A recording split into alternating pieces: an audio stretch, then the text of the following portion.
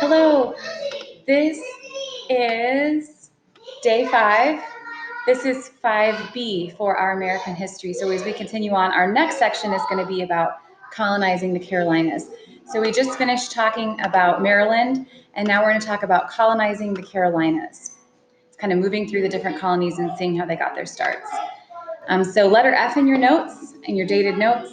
The big picture for this is the Carolinas benefited from their proximity to the West Indies, the islands, and a warmer climate. So, there's some good Outer Banks of the Carolinas, and they can easily get by ship to the West Indies and have that warmer climate than some of the other colonies that we've talked about so far.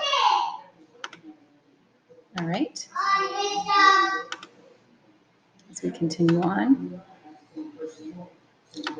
There we go. Okay, note number 1 to write down under F in your notes is that number 1, the English Civil War and interregnum disrupted colonizing, and colonizing was reestablished after the Restoration, the Glorious Restoration in 1660. Number 2, in 1670, Carolina was named after Charles II. So a lot of the colonies, named after a monarch. Virginia, named after the Virgin Queen. Carolina is named after Charles.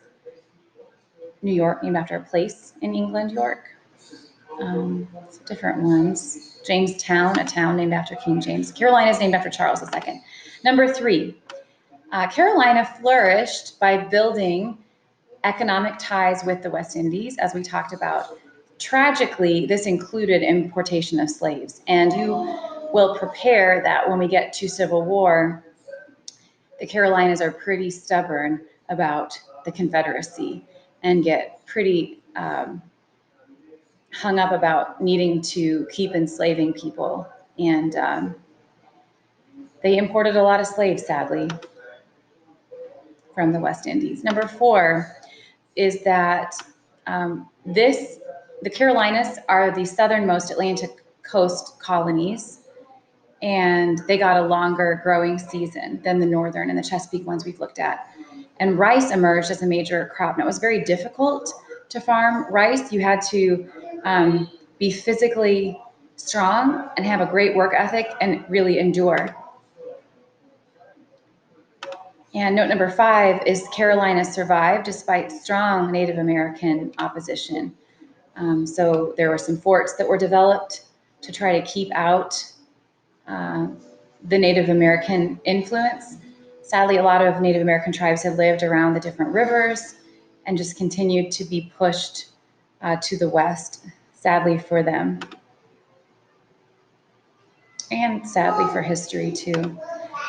Number 6, in 1711, the Tuscarora Indians, Native Americans, defeated and moved north to join the Iroquois.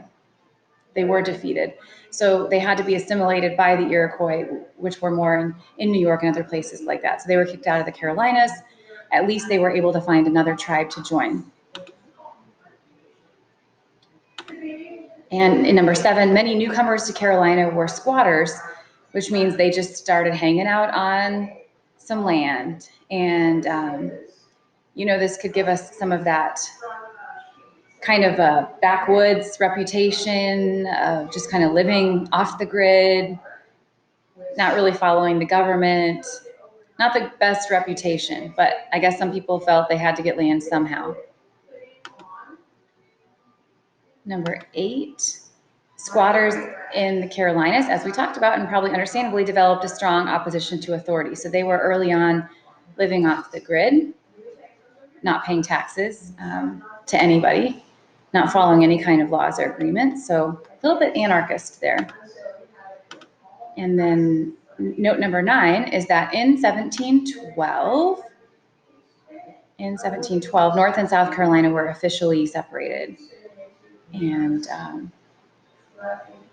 a charter kind of explained who would get which land in there. Those are the years there, if you want to mark down those years.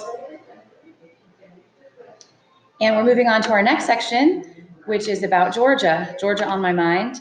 G, Georgia, that's a good letter for Georgia. Georgia is the buffer colony. What is it, a buffer? We'll talk about that.